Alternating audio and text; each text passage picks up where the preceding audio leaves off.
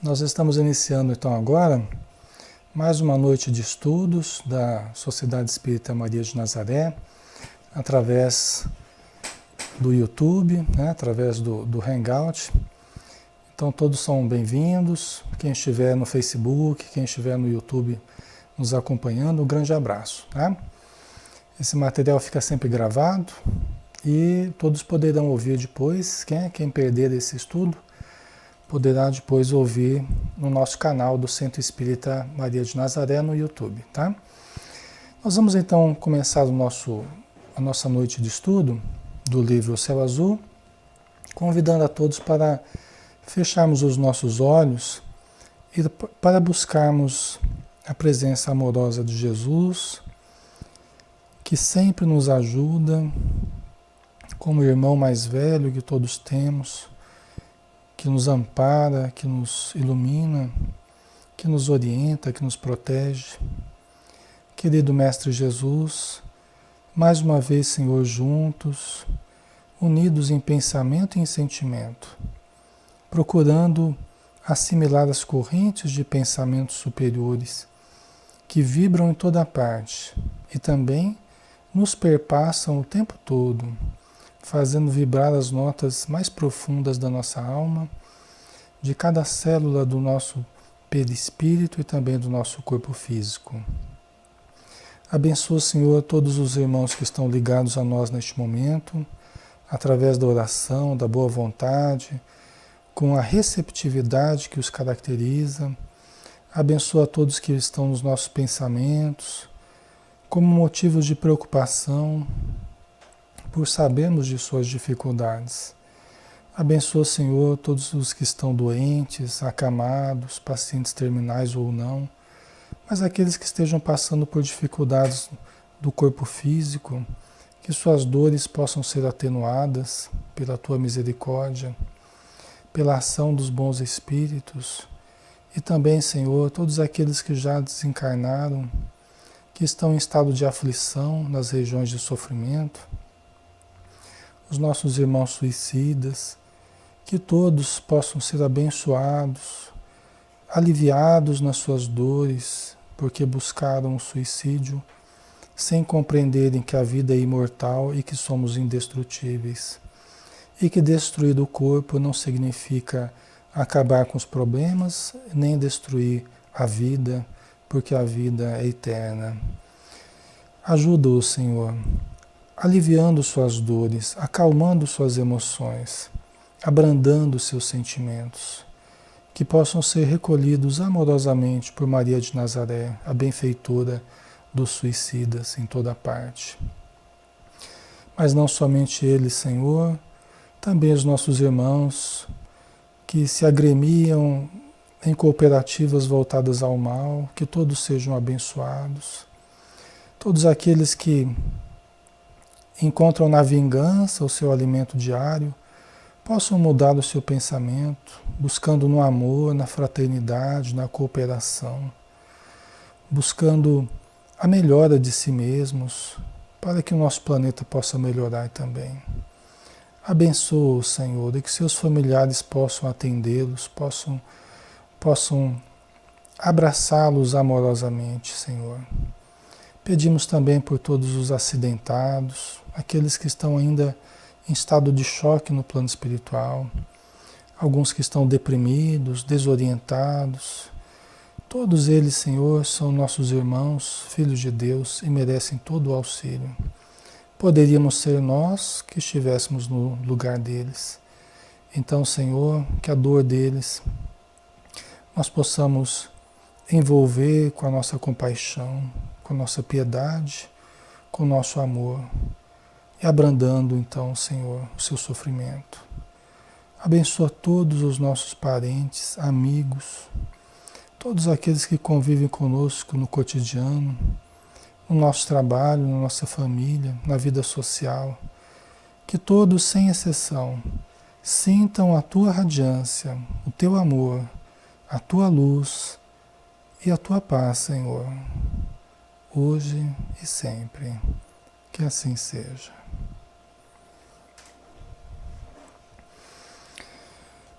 Muito bem, pessoal. Novamente, boa noite a todos. Quem foi chegando aí durante a prece, tá? Um grande abraço, seja bem-vindo, tá? Nós vamos então dar continuidade ao estudo do livro Céu Azul, né? Que é de César Augusto Meleiro, o espírito, né? E a médium Célia Xavier de Camargo, tá? Esse livro aqui, meu livro está meio surradinho. Ok, o César é esse aqui, ó. Vamos ver se pega aqui, ó. Esse aqui é o César Augusto Meleiro, tá? Desencarnou com 19 anos de idade, na cidade de Rolândia, Paraná. Era conhecido nosso, né? Conhecemos seus familiares e trabalham em nossa casa espírita até hoje, né? E o César está contando, então, do seu período de adaptação na vida espiritual, desde que ele chegou à espiritualidade, né? Através do seu falecimento, e foi para essa cidade, no plano espiritual, chamada Céu Azul, tá? E ele fez uma espécie de curso básico, curso introdutório no plano espiritual, e nós estamos agora no capítulo 9, tá? Acabou esse curso, né? Acho que acabou aqui, vamos ver, né? E aí a gente vai ver a sequência então, tá? Tá dando para ouvir bem, Maria? Tá bom o som, né? Então tá jóia. O pessoal que está no nosso chat ali no Facebook, né? Tá acompanhando o estudo, um grande abraço, tá? Então vamos lá, pessoal. Capítulo 9, Conhecimento e Consciência. Esse primeiro curso foi muito importante para todos nós, que ali nos reunimos todas as manhãs para aprender. Época de grande enriquecimento interior em que refizemos velhos conceitos. Libertamo-nos de antigos preconceitos.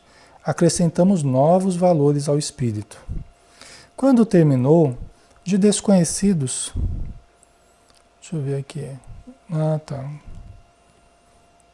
Eu acho que é aqui mesmo, né, Maria, que a gente tá, né? Acho que é aqui mesmo, né? Vamos lá. Quando terminou... De desconhecidos, passamos a amigos, cada um conhecendo os problemas do outro e torcendo pela sua vitória. As experiências foram riquíssimas em conteúdo e aprendemos muito com os erros e acertos dos companheiros, né? Porque cada um trazia, né? Não é apenas um curso, né, pessoal? Não é que como a gente vai fazer um curso aqui na Terra, a gente vai apenas adquirir informações, né? É um curso que eles adquirem informações, mas trocam experiências, as experiências que trouxeram do planeta. Então não são quaisquer experiências, né?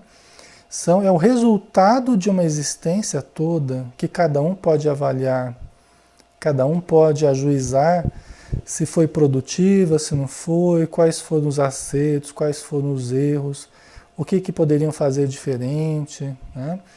Então, é encontrar com pessoas no final de uma grande etapa que é uma encarnação, que é uma etapa importantíssima da nossa vida. Cada encarnação é uma etapa importantíssima, né? Então, não é um curso qualquer, não é uma troca de vivência qualquer, né? É uma vivência muito interessante que cada um acrescenta, né?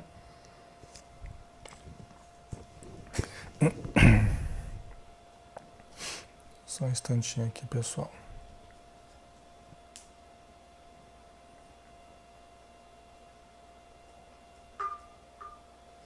Pronto. Então vamos lá. No último dia fizemos uma festa. Era a derradeira aula e confraternizamos à vontade. Que diferença do primeiro dia, em que estávamos todos tensos e preocupados. Um bando de recém-chegados que se fitavam com estranheza e curiosidade, né?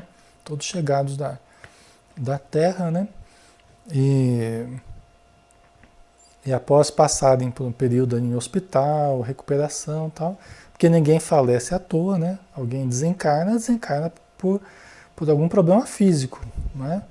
Já que o nosso corpo era o nosso veículo físico, que a vida vem a se esgotar materialmente quando o nosso corpo, né, algum problema aparece, né? Então, via de regra, todos passam por um período ali no hospital, se recuperando, né? O seu perispírito e tal.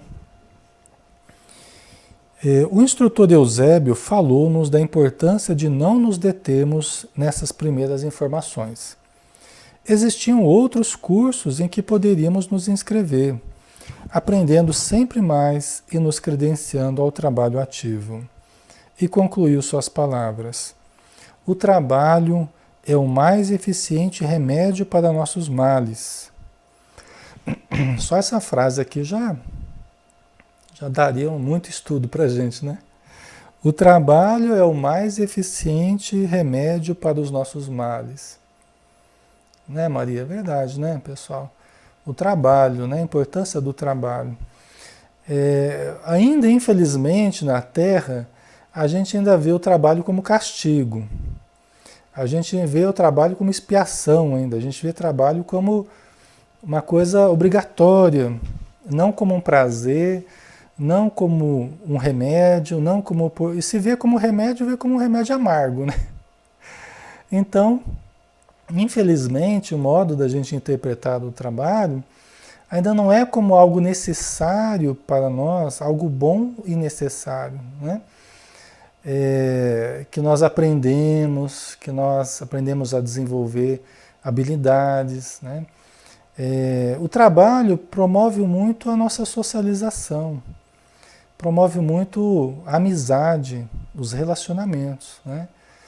Então o trabalho, o André Luiz, por exemplo, ele deu muita importância para o trabalho e para as amizades que ele fez no trabalho, né? A Narciso, o Tobias, né? Quem já leu o Nosso Lar sabe disso, né? Então, é muito importante o trabalho, né? Como remédio para esquecermos de certos problemas, né? Para adquirirmos valores novos, é essencial, né? Todos estão em condições de fazer alguma coisa de útil. Lembrem-se de que a humildade é virtude que devemos sempre buscar e que toda atividade é nobre. Né? Quer dizer, a humildade, aliás, Jesus ele fala no livro Boa Nova, né, do Humberto de Campos, através do Chico Xavier, fala que a humildade é a virtude mais difícil da gente alcançar, da gente conseguir, né? Mas talvez das mais importantes, né? O Evangelho segundo o Espiritismo fala inclusive sobre o orgulho e a humildade. E no finalzinho desse tópico, a gente vê lá, né, no Evangelho escrito assim, que é preferível pouca virtude com humildade do que muita virtude com orgulho. É bem interessante isso, né? É preferível pouca virtude com humildade, quer dizer assim, às vezes você não sabe fazer muita coisa, né? Não tem lá habilidades, grandes habilidades, tal, mas tem humildade. Às vezes é preferível do que muita habilidade ou muita condição com orgulho, né? O ego está dominando muito, tá? Às vezes a pessoa tem um potencial imenso, mas também tem um ego imenso, né? O que acaba desmerecendo a pessoa, né? Ou nós mesmos, né? Nas nossas dificuldades, né? A Rosana estava dizendo aqui, né? Vê-se como o trabalho como uma obrigação, né? Então é muito importante, né, Maria, para desenvolver os sentimentos, tolerância, paciência, aprender a fazer as coisas com qualidade, né? Tudo isso é muito importante, né? Nós temos que aprender muito nesse sentido ainda, né? E a humildade faz a gente se abrir sempre ao conhecimento. Quem acha que já sabe muito, se fecha ao conhecimento e perde a oportunidade de continuar sabendo cada vez mais, de desenvolver cada vez mais o seu potencial. Né? Por isso que Sócrates, aquele filósofo grego, falava, né? Só sei que nada sei. Né? Quer dizer, quanto mais ele sabia, né, mais ele percebia que não sabia nada. Né? Acho que é assim que nós devemos proceder também, né? Quanto mais informações a gente vai tendo, quanto mais a nossa visão vai se ampliando, mais nós vamos percebendo a infinidade, a infinitude da vida, nós vamos percebendo como é imensa a existência ao nosso redor. Né? E aí nós vamos vendo quão ínfimos nós somos perante o universo, perante as dimensões, perante Deus, que é o nosso Criador, né? Então, é sempre importante termos a humildade. Emmanuel nos fala, nos seus livrinhos que abordam o Evangelho, ele nos fala da ciência de começarmos, né? Sempre quando nós chegamos num grupo, numa instituição, num trabalho, né, existe uma ciência de nós começarmos. E essa ciência ela tem que ser desenvolvida com humildade. Ou seja, existem comportamentos, né, que nos credenciam a iniciar num grupo, a iniciar numa casa espírita, a iniciar num trabalho, a iniciarmos com o pé direito, né, vamos dizer assim. A humildade nos ajuda a começarmos bem, né? Porque a gente vai conquistando amizades, conhecimentos. Se a gente entra com humildade, a gente vai tendo todas as portas abertas e cada vez mais amizade, carinho, respeito das pessoas, né? E isso tudo em função da humildade, né, que a gente use, né? Ele fala, lembre-se de que a humildade é a virtude que devemos sempre buscar e que toda atividade é nobre, né? Inclusive começarmos com atividades simples, sem exigências, né? Quando formos começar um trabalho, faz parte da ciência de iniciarmos, né? A não escolhermos a atividade, né? Estarmos dispostos, né, com boa vontade para sermos úteis apenas naquilo que nos for possível ajudar, né? Não sonhem com grandes tarefas. Aqui o Eusébio falando, ó, não sonhem com grandes tarefas. Deverão iniciar pelos labores mais simples, observando e aprendendo sempre, para se credenciarem a serviços mais complexos. Isso aqui é perfeito, né? É uma coisa mais certa aqui, é isso. Por quê? Porque as pessoas podem se negar a nos dar uma atividade complexa, mas ninguém vai nos negar a dar uma atividade simples, né? Então nós podemos começar com atividades simples, vamos aprendendo, vamos observando, vamos conversando, vamos criando amizades, né? E aí devagarzinho nós vamos aperfeiçoando as nossas condições de trabalhador, né? E vamos cada vez mais galgando patamares, né? Possibilidades de serviço, de ajuda mais complexos, né? Com o tempo, né? Este departamento está orientando a todos, particularmente coloco-me à disposição para o que precisarem. Que o Senhor os abençoe, né?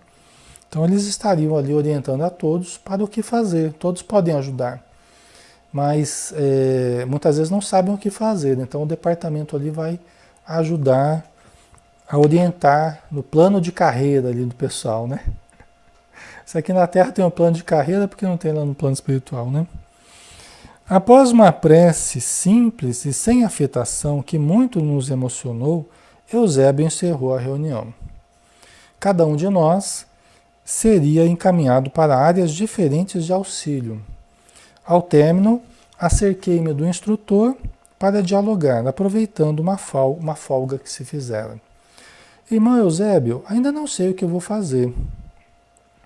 Fitando-me ele com aqueles olhos serenos que transmitiam tanta segurança, ele considerou: César, grande quantidade de jovens aportam a espiritualidade completamente despreparados para a nova realidade. Já pensou nisso? Inconscientes do seu estado, sofrem muito pela ignorância sobre as coisas do espírito em que são mantidos enquanto encarnados. Gostaria de ajudá-los, né? Então aqui já uma dica do Eusébio aqui, né? Da necessidade dos jovens que desencarnam, né? Então ele, como jovem, ele poderia trabalhar por outros jovens que, como ele, chegaram à vida espiritual. No caso dele foi um pouco melhor, ele não precisou passar pelo umbral, né? Ele desencarnou em boas condições, mas tem muitos que não desencarnam nas mesmas condições, né? E precisam de muita ajuda, muito auxílio, né? Para que sejam socorridos também, né? Como se uma luz se tivesse acendido em meio à escuridão, exclamei surpreso: como fizeram comigo? Sim, de certa forma. Sua realidade, porém, era bem diferente da que normalmente vemos aqui, que é a realidade que eu estava falando, né? Muitos chegam, principalmente os jovens, né? Muitos chegam por acidente, né? Muitos chegam devido a overdose, né? Uso de drogas, né? Muitos chegam totalmente despreparados na vida espiritual, né? Então é diferente da realidade do César. Você se preparou para a morte física através de uma enfermidade, que foi um período abençoado. Grande parte dos jovens, contudo, desencarna violentamente, em acidentes ou pelo suicídio também, a questão do suicídio, né? Que é um dos fatores hoje importantes, né, na juventude, tá? Tanto conscientes ou inconscientemente, tá? Então, às vezes o jovem vai se matando através de vários recursos, correr demais, né? E outros acabam se matando de uma forma realmente deliberada, né? O que acaba sendo prejudicial também, né? Muito prejudicial, né? Muito ruim para o espírito, né? Então, continuando. É, Para esses últimos, o tratamento é diferenciado e o sofrimento depurador de uma necessidade insuperável. Quanto aos outros, os acidentados, devem ser amparados na medida do possível, razão pela qual precisamos dos que estejam dispostos a colaborar na assistência e orientação nos primeiros tempos, né? Então, no caso do suicídio, é lógico que nem sempre os bons espíritos conseguem subtraí-lo das regiões de sofrimento imediatamente ou rapidamente, nem sempre. Mas também não é aquela situação que a gente imagina de que a pessoa se suicidou, vai ter que ficar lá décadas sofrendo, ou anos sofrendo. Não é todo o caso assim não, pessoal. Às vezes a gente coloca também alguns conceitos na nossa cabeça que nem sempre corresponde à realidade, tá? Nem sempre a pessoa que se suicidou, só porque se suicidou, deve ficar vários anos ou várias décadas sofrendo. A gente coloca aquele conceito assim, o tempo que a pessoa era para ter vivido na Terra, ela vai ficar vivendo em sofrimento. Como se fosse uma obrigação, né? Uma coisa matemática que vai ter que ser assim. Que em alguns casos isso pode ocorrer, com certeza. Agora, é para todos os casos? Não. A gente vê na própria obra do André Luiz, caso de socorro quase que imediato ali, questão de dias, né? Às vezes meses, mas não é de ficar anos no plano espiritual sofrendo. Caso de suicídio, tá? Então eu falo isso até, por quê? Porque a gente tem que repensar certos conceitos. Às vezes até, a gente acaba até se despreocupando de ajudar uma certa pessoa que a gente sabe que se suicidou, porque a gente acha que ela vai ter que ficar sofrendo anos a fio. E o nosso papel não é ficar questionando o quanto de tempo a pessoa vai ter que sofrer ou não. A gente não sabe. Nós não somos Deus para julgarmos, né? E determinarmos o tanto de tempo que as pessoas devem sofrer ou não. Nós não sabemos dos atenuantes ou dos agravantes de cada caso. No caso específico do suicídio, você pode ter inclusive o suicídio quase como um assassinato. Tem casos em que a pessoa estava tão obsediada e ela foi levada pelos espíritos infelizes a cometer o ato infeliz do suicídio. Às vezes até obsessores suicidas, né? Que é uma classe de obsessor muito infeliz, né? Que são aqueles que se suicidaram e agora obsediam outras pessoas para que se suicidem também, né? Então, muitas vezes a pessoa é levada ao suicídio, ela estava completamente alienada. E é como se fosse um assassinato, não conta praticamente como um suicídio, tá? É lógico que ela tem responsabilidade por se deixar obsediar. Nós não precisamos nos deixar obsediar. E aí consiste a nossa responsabilidade, né? Agora, não houve propriamente, em alguns casos, pode não haver a consciência do fato que se está praticando, né? Então, isso conta de uma forma diferente. E mesmo quando a pessoa se suicida deliberadamente, a gente vê na obra do André Luiz casos em que a pessoa foi socorrida logo em seguida, ou algum tempo depois. Tá? Então, esses dias atrás mesmo eu estava lendo, né? Acho que nos Missionários da Luz tem um caso desse. Tá? Fácil da gente achar. Ok? Então, cada caso é um caso, né, pessoal? E o nosso objetivo é ajudar, né, tanto os espíritos bons quanto a gente que participa na casa espírita, né? Nós devemos ajudar, devemos vibrar, orar pela pessoa e esperar o melhor, né? Desejar o melhor. O que vai acontecer, só Deus é que sabe, né? A Maria está perguntando, mas Ale, isso vai depender muito da pessoa, né? Conseguir sair disso. Depende dos méritos e deméritos dela, né? Depende da condição dela de apego ou não ao próprio corpo dela, à vida material, dos sentimentos bons que ela traz. Ela pode ter se suicidado, mas ela pode trazer sentimentos muito bons dentro dela. Mas num ato de fraqueza, num ato de obsessão, num ato de perturbação, de desespero, ela cometeu esse ato infeliz, mas não deixa de ser uma pessoa boa, né? Credora dos melhores cuidados, né? Aí tem muitos fatores que pesam, né, Maria? A intercessão é um deles, né? A intercessão é um fator importantíssimo. Alguém que intercede por nós. Alguém, talvez nós não tenhamos méritos, mas alguém tem muitos méritos, né? E investe em nós muitos recursos espirituais para nos socorrer. E o fator intercessório é extremamente importante, né? Tá? Então vamos lá, continuando, né? Legal, conte comigo, gostei da ideia, disse o César, né? Ótimo, César. Então, dirija-se à sala do assistente Mateus, onde receberá informações mais precisas. Familiarizado com o prédio, movimentava-me agora com desenvoltura. Chegando à sala recomendada, encontrei uma dúzia de jovens que, como eu, desempenhariam a mesma função. Satisfeitos por estarmos novamente reunidos, uma vez que fizemos muitas amizades no curso, aguardamos a chegada do orientador Mateus, que atendia 2 senhores no seu gabinete particular. Alguns minutos depois, ele apareceu recebendo-nos com cordialidade e simpatia. O recinto em que nos reunimos era simples, mas de muito bom gosto, com cadeiras dispostas em círculo. O assistente ocupou uma delas, integrando-se no grupo como se fosse qualquer um de nós. A simplicidade, né? A simplicidade do Mateus, né? Dos espíritos amigos, né? Eles são seres simples, né? Cordiais, mas sem afetação, né? Percebi imediatamente que isso nos aproximava dele, diminuindo a distância que nos separava. Quando começou a falar, sem qualquer afetação, dirigindo-se a nós com simplicidade, sentimos-nos poderosamente atraídos por sua personalidade cativante. Deve ser um espírito bem simpático, né?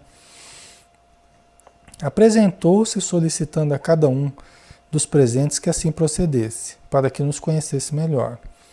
Em seguida, deu liberdade para que fizéssemos questionamentos, expondo dúvidas e expectativas. A princípio, ficamos um pouco inibidos, mas colocando-nos bem à vontade, não demorou muito e conversávamos como velhos amigos. Por minha vez, indaguei. Mateus, falei simplesmente, pois ele desejava que o tratássemos sem cerimônia. O nosso grupo era composto de muitos outros jovens, por que nem todos se acham aqui? Né? O grupo que eles estavam lá no curso, né, tinha muitos jovens, mas nem todos estavam ali buscando trabalho, né? César, somos individualidades diferentes, com condições e níveis diferentes de entendimento e expectativas. Muitos não estão em situação de poder ajudar diretamente os que chegam desarvorados ao mundo espiritual. São espíritos que ainda não possuem conhecimentos específicos, apesar das informações recebidas. Existem também aqueles que nem muita vontade de trabalhar possuem, já que estão aqui, querem descansar das canseiras da vida, como afirmam, né? Então, assim, tem um nível de consciência diferente, cada um tem um nível diferente, né, pessoal? Cada um tem um preparo diferente, cada um tem até uma vocação diferente, né?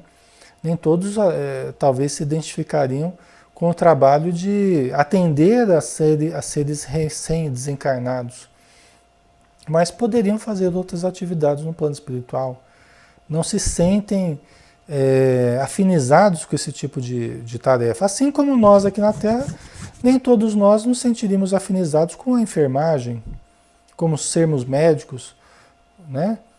Ou nem todos nos sintonizaríamos com a atividade de sermos professores, por exemplo. Alguém vai, ser professor, Deus me livre, né? Então, assim, cada um tem a sua vocação, cada um tem as suas tendências e cada um tem as suas identificações, né?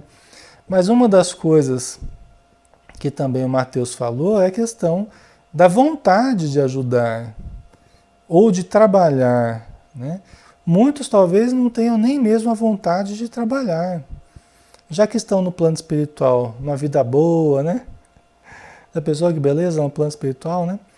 Aquela vida boa, aquela vida mansa, uma região boa, né? Tranquila.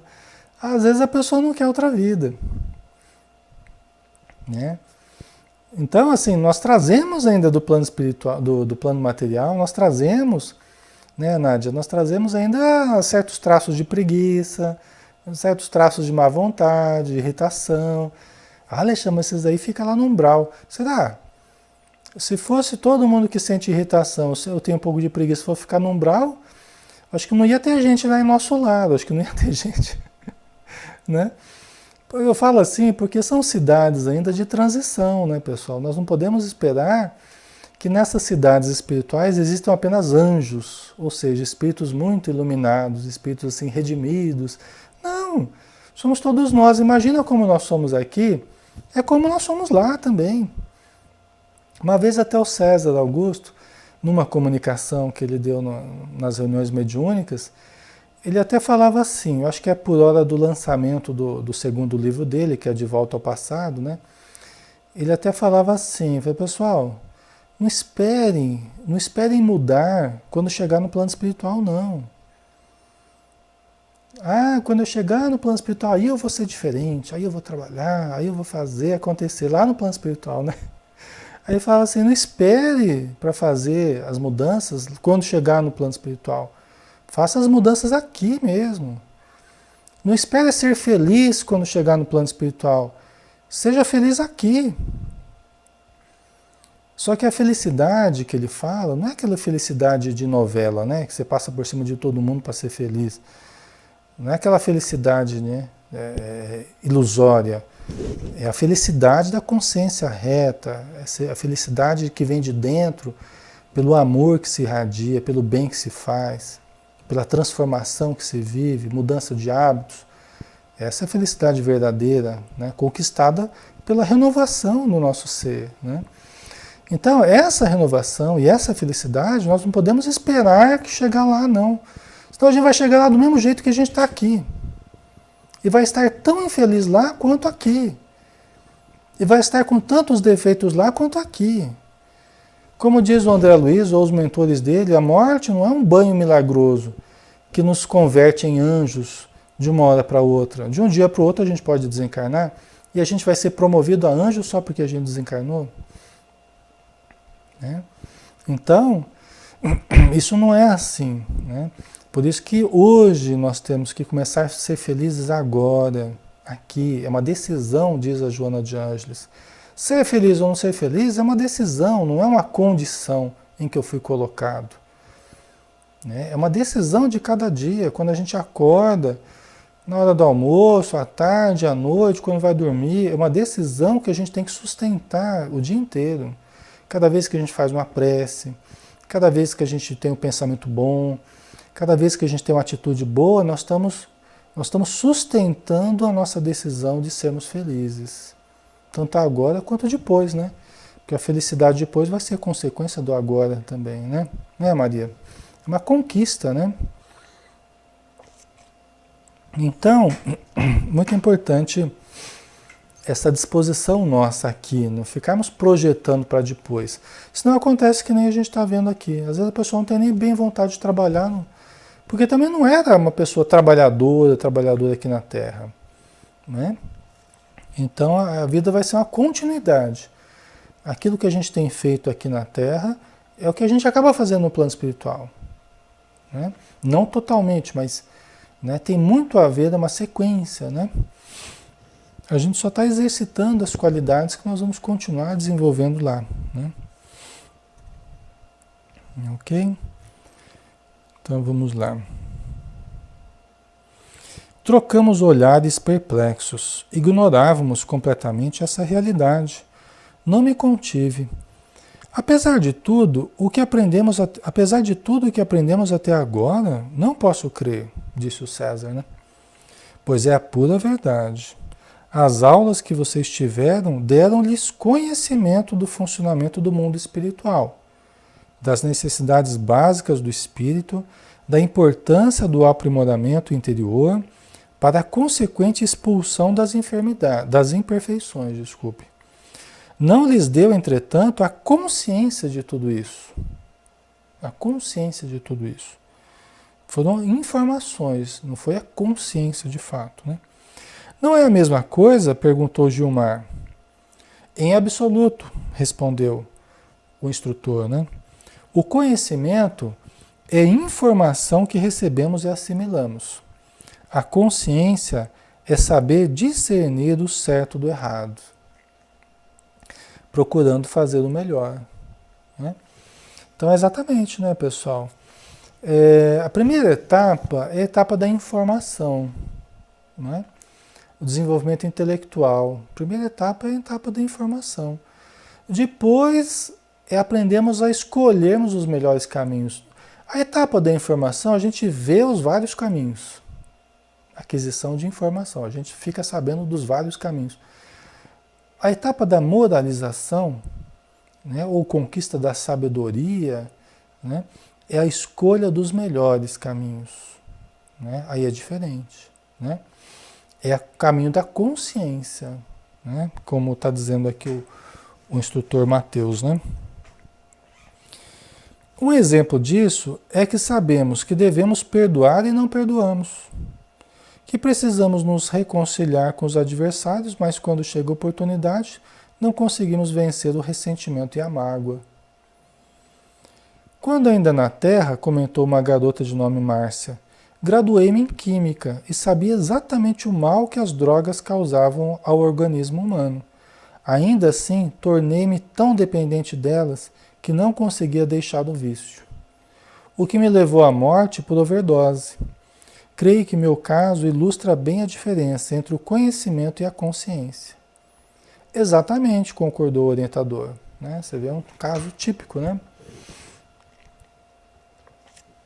Um caso típico em que a pessoa tinha informação, sabia, mas não tinha propriamente a consciência, né? No dizer de Joana de Ângeles também é assim, né? Ela trata da consciência como sendo a melhor utilização dos recursos que nós temos, né? De sentimento e de conhecimento. É a união, a harmonização dessas duas realidades para um bem proceder, para um proceder ético, né? Um proceder correto em sociedade, em grupo, né? Ou mesmo sozinhos, né? Tá? Ok. Logo outros exemplos surgiram, enriquecendo o assunto. O colega Horácio lembrou. Eu também sou um exemplo disso. Quando completei 18 anos, papai presenteou-me com uma moto, que era o sonho da minha vida. Alertou-me para que tivesse cuidado, não saísse sem capacete, não corresse muito e tudo mais. O jornal e a televisão sempre enfatizavam a necessidade de determinados cuidados, mostrando a realidade do trânsito em nosso país, em que grande quantidade de pessoas perdia a vida por imprudência, negligência ou imperícia. Além disso, eu era acadêmico de direito e conhecia a responsabilidade perante os atos praticados segundo a lei. Né, sabendo? Né? Toda essa informação, tal, inclusive era estudante de direito, né? Fez uma pausa e fitando cada um de nós que o ouvíamos interessados e finalizou. Apesar de tudo isso, não ligava a mínima. O resultado é que acabei perdendo a vida num acidente por excesso de velocidade. Aí um outro caso, né, pessoal? Estão vendo? Os casos que chegam lá céu azul são espíritos redimidos. Não, são espíritos, assim como em nosso lar, espíritos que chegam, a maior parte, em estado de falência. Né? Falência múltipla, não dos órgãos, mas falência moral, né? Falência comportamental. A maioria de nós, né, pessoal, infelizmente, né, basta a gente lembrar que o André Luiz fala nos seus livros dos casos dos completistas. Quem seriam os completistas? Os completistas são aqueles que, felizmente, chegam na vida espiritual completando o tempo que deveriam viver na vida material. Aqueles que viveram o tempo certo que deveriam viver. Só que detalhe, quando chega um completista lá no plano espiritual, tem até a banda de música lá para receber o cidadão. Tô brincando, não fiquei esperando ter banda não, mas é quase como se tivesse. Eu tô brincando, mas para expressar a raridade que é os casos dos completistas, aqueles que chegam no tempo certo que deveriam chegar. Eles chegam a dizer que é uma gloriosa condição, não é? É uma gloriosa condição chegar no plano espiritual como completista. Inclusive, nessa condição, vai poder escolher o tipo de vida que vai ter na próxima encarnação, o corpo físico, vai poder escolher um monte de coisa. Já vai sair do padrão SUS ali, vai entrar no padrão bem mais, né? Vai entrar num plano de saúde ali bem melhor, vamos dizer assim, né? Então, só para a gente ter uma base, como que a maioria das pessoas, infelizmente, chega no plano espiritual antes da hora. Seja por acidentes, que é por imprudência, seja por overdose, seja por doenças venéreas que conseguiu na promiscuidade sexual, seja, né, de casos de criminalidade que a pessoa acaba sendo morta, aí, fugindo da polícia, comer demais, beber demais, tudo demais, né? Dormir de menos, né? Eu quero dizer assim, o desgaste orgânico que é feito antes da hora, né? Nosso corpo ele foi construído para durar um certo tempo, mas nós desgastamos o nosso corpo precocemente.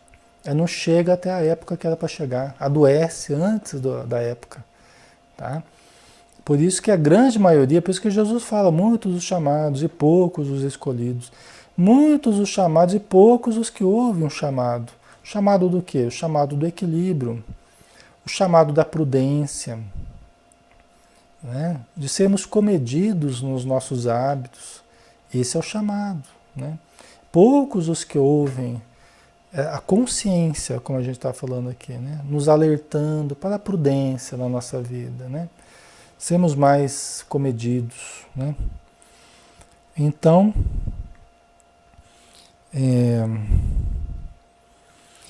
também tenho uma experiência para contar, que é bastante triste, falou Heloísa.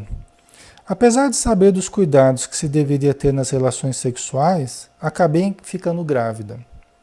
Bom, até aí nenhum problema, né? Ficou grávida, tal, pode ter a criança, né? Até, problema assim, às vezes é muito jovem, então tem certos embaraços aí, né? Mas é preferível. Eu, quando trabalhava no posto de saúde, às vezes tinha lá, né, trabalho com as gestantes lá, que a pessoa fazia, tá lá cheio de menina lá, gestante. Graças a Deus que estão lá fazendo pré-natal, graças a Deus que vão ter criança, né? Vão ter dificuldades? Vão, mas é preferível, né, do que aborto, né? É preferível. Vamos ver aqui na situação da Heloísa, né? Então, apesar de saber dos cuidados que se deveria ter nas relações sexuais, acabei ficando grávida. Como a gravidez era indesejada, optei por fazer o aborto, embora não ignorasse o perigo que isso representava para mim. Acabei tendo terrível hemorragia no antro fétido e sem qualquer assistência médica. A curiosa que fez o serviço, curiosa entre aspas, né? Apavorada com as consequências, arrastou-me até o matagal, deixando-me morrer sozinha. Já pensou? Que triste, né, pessoal? Isso deve acontecer aos montes, né? Não creio que a legalização do aborto seja a solução. Ah, isso não aconteceria se fosse legal, eu fizesse no hospital, isso, né? Não creio que esse exemplo aqui foi feito por uma curiosa e tal. A gente possa agora falar que o aborto é bom, deve ser feito pelo Estado, o Estado tem que pagar e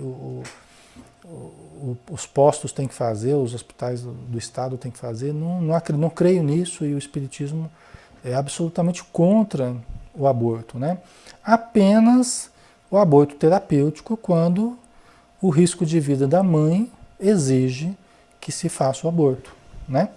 O risco de vida da mãe, então fica-se com a vida da mãe, que existe, né? E aí deixa-se a vida do feto, que está constituindo risco para uma vida que já existe. Uma vida que já tem, às vezes, cuidado de outras vidas, é uma mãe que já, às vezes, tem outros filhos, às vezes, ou mesmo que não tenha, é uma pessoa que já tem uma vida constituída. Então, no Livro dos Espíritos fica bem claro essa ressalva com relação ao aborto, né? Então, só nesse caso que o Espiritismo vê como útil o aborto no caso terapêutico, tá? Agora, em outros casos, é completamente contra, né? O Espiritismo se posiciona muito claramente nesse aspecto, tá, pessoal? A opinião dos espíritos, né, nos livros, tal, né? Então vamos lá, continuando aqui, né? Então ela morreu sozinha, né, no matagal, a Heloísa aqui, após a hemorragia que ela teve na tentativa de aborto, né? Eu já atendi várias pessoas que praticaram aborto e que depois desenvolviam problemas psicológicos graves, problemas emocionais graves, conflitos graves, a se arrastarem ao longo da existência, impondo tratamentos difíceis do psicológico, emocional, né? Então a gente vê que pode causar prejuízos para o corpo da mãe, muito graves, e prejuízos emocionais para o espírito da mãe, né? Sem falar, é claro, dos casos de obsessão, muitas vezes, quando o espírito ele não aceita essa situação, se rebela contra a mãe, muitas vezes ele se agarra ao perispírito materno e começa a causar problemas, às vezes até cânceres ou outros problemas, né? Depois ao organismo materno, né? Então passa a se constituir ali uma obsessão, se trata de um espírito sem muita evolução propriamente, né? Então, aquilo que seria uma bênção, convivência de um filho com a mãe, né? Mesmo que com dificuldades, mas essa seria uma bênção, né? Oportunidade de reconciliação, acaba virando, se convertendo novamente num processo obsessivo, né? Culpas, né, Maria? Sentimentos de culpa, né? Eu já atendi várias pessoas nessa situação, né? E às vezes impõe um longo trabalho de remover as inseguranças, as culpas, os medos. Às vezes, inclusive, para a pessoa conseguir ter filho novamente, né? Já teve casos assim, né? Então, continuando, né? Além do crime que cometi contra mim mesma, estou ciente agora do crime perpetrado contra o filho que ia nascer e que me perseguiu durante muitos anos em regiões inferiores, revoltado, tá vendo? O caso dela foi um desse, né? Inclusive o espírito perseguiu ela, porque ela morreu, né? E o espírito perseguiu ela durante muitos anos nas zonas umbralinas, nas zonas inferiores. A cada novo relato, compreendimos ainda mais o problema do livre-arbítrio, da responsabilidade perante os próprios atos. Como podem ver, considerou Mateus, não é conhecimento que nos falta, mas a consciência para poder aplicar esses conhecimentos que possuímos. Por isso, a mensagem de Jesus é de vital importância para todos nós, remetendo-nos à origem de nossos males e ensinando que devemos fazer aos outros o que gostaríamos que os outros nos fizessem. Não é? Então, isso aqui é muito importante, né, pessoal? Isso aqui é fundamental, né? Não é conhecimento que nos falta, né? Tudo bem que quanto mais nós vamos buscando conhecimentos, mais nós temos também a oportunidade de ampliar a nossa visão. Então nós temos que buscar conhecimento, né? Nós temos que entender de outra forma isso que ele falou aqui. Nos falta muito conhecimento, sim, né? E a gente percebe que muitas pessoas acabam errando por falta de conhecimento também, né? Mas o que ele quis dizer é que, olha, nós temos muita informação já que poderíamos converter numa atitude melhor. E muitas das informações que nós temos, nós não convertemos em um comportamento melhor. Ou seja, nesse caso não nos falta conhecimento, só está faltando mesmo é atitude diferente. Né? Uma atitude mais coerente com o que sabemos. Né? Então, acabamos fazendo erros deliberados. Não é aquele erro por ignorância, é erro sabendo que está errando. Né? O que é sempre muito grave, espiritualmente falando. E impõe depois remorsos terríveis, né? Para aqueles que sabem e não fazem. Né? Então, é diferente, né? Quando Jesus falou assim, né?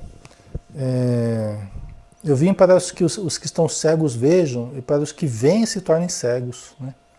Aí os fariseus falaram, mas o senhor está falando da gente? O senhor acha que a gente é cego? Né? Os fariseus eram os religiosos, os doutores da lei na época, né? Aí Jesus falou assim, olha, se vocês fossem cegos, não teria problema nenhum. Mas o problema é que vós dizeis que vês, né? Que vedes, e nisso consiste o vosso pecado. Por quê? Porque vocês têm ciência e por isso vocês dizem que sabem, e justamente porque sabem mesmo, nisso consiste o vosso pecado. Né? Porque aqueles que não sabem, eles estão perdoados, porque é por ignorância. Né? A lei divina ela é tão perfeita que a misericórdia divina é tão grande, né? Que se estende sobre todos nós, mas principalmente à medida que nós temos menos conhecimento, a lei é mais branda conosco. À medida que nós temos mais conhecimento, a lei é mais firme conosco. Porque a lei, como diz o Livro dos Espíritos, está na própria consciência do ser humano. Então, na medida que nós temos mais consciência, nós temos mais a lei divina dentro de nós. E essa lei impõe uma atitude coerente. Senão, nós mesmos acabamos, então, nos autopunindo intimamente. Né? Então, principalmente pela utilização dessa frase aqui, né? Devemos fazer aos outros o que gostaríamos que os outros nos fizessem. E deixarmos de fazer também aos outros o que nós não gostaríamos que os outros nos fizessem. Tem esses dois lados, né? Tem coisas que a gente deve deixar de fazer porque a gente não gostaria de receber aquilo, né? E tem coisas que a gente gostaria de receber, então nós devemos fazer ao outro também aquilo que nós gostaríamos que nos fossem feito, né? Então tem esses dois lados aí, né? Muito será cobrado que muito foi dado, né, Maria? É uma das informações que Jesus nos dá, né? Muito bem, pessoal, nós finalizamos aqui o nosso estudo de hoje, o capítulo 9, né? Aí semana que vem nós entramos no capítulo 10, que vai falar da Sheila, né? Amiguinha nossa. Amiguinha nossa, espírita aí, que nós conhecemos, né? Nós vamos então finalizar. Nós vamos novamente fazermos a nossa prece, né? Aproveitando essa oportunidade tão preciosa que todos tivemos, estamos tendo ainda, né? De termos essa informação, né? Esse estudo, quantos outros estudos já fizemos também, né? E quantas oportunidades temos tido para mudarmos hábitos, né? Mudarmos pensamentos, sentimentos, né? Então é uma oportunidade bendita que todos temos tido, né? E precisamos aproveitar. Então vamos pedir novamente em oração, como diz Emmanuel, não movimentando a oração como quem movimenta uma vassoura para limpar a nossa casa, mas como quem reafirma um compromisso de mudança. É assim que devemos orar.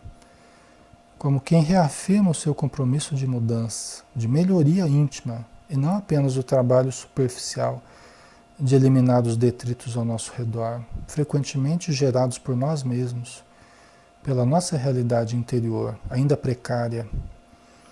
Que possamos, Senhor Jesus, produzirmos pensamentos bons, pensamentos iluminados.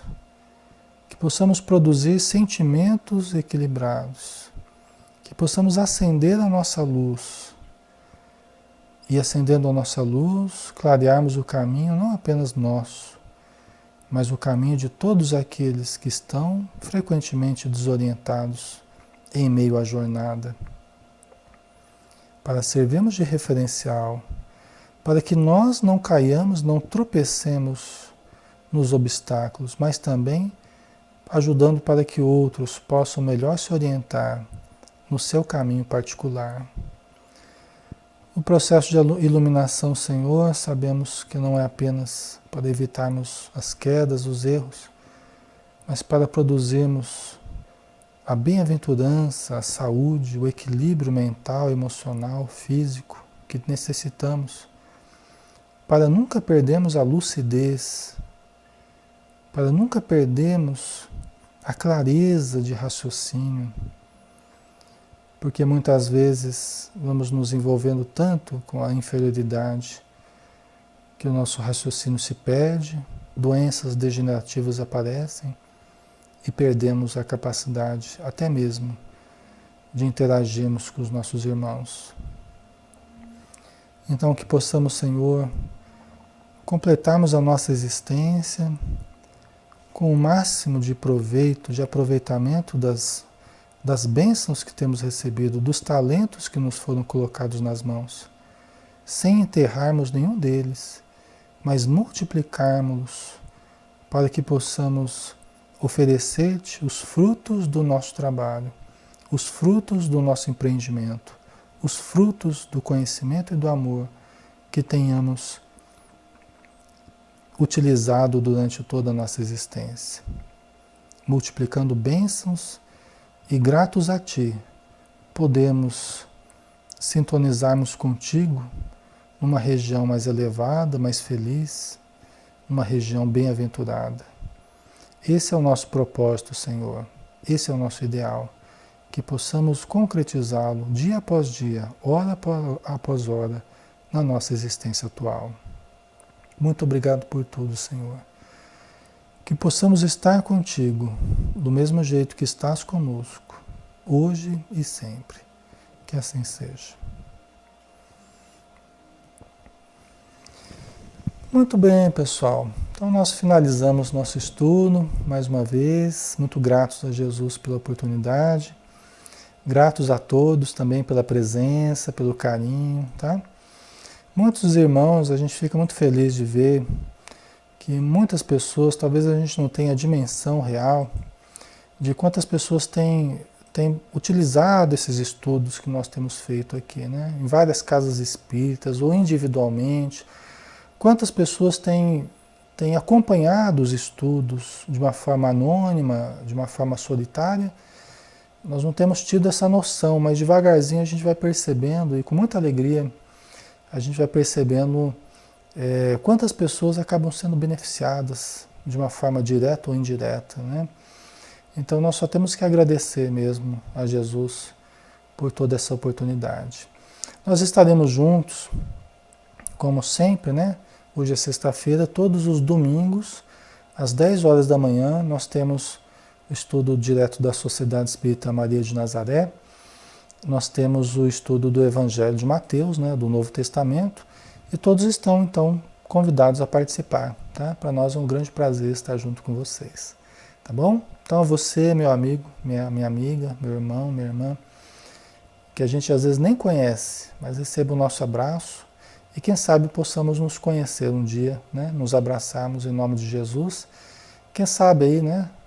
nas cidades às vezes que a gente visita, ou pela internet, ou por algum outro modo espiritual, né? Que Deus nos dê essa oportunidade, tá? Então fique com Deus, um grande abraço e até mais a todos.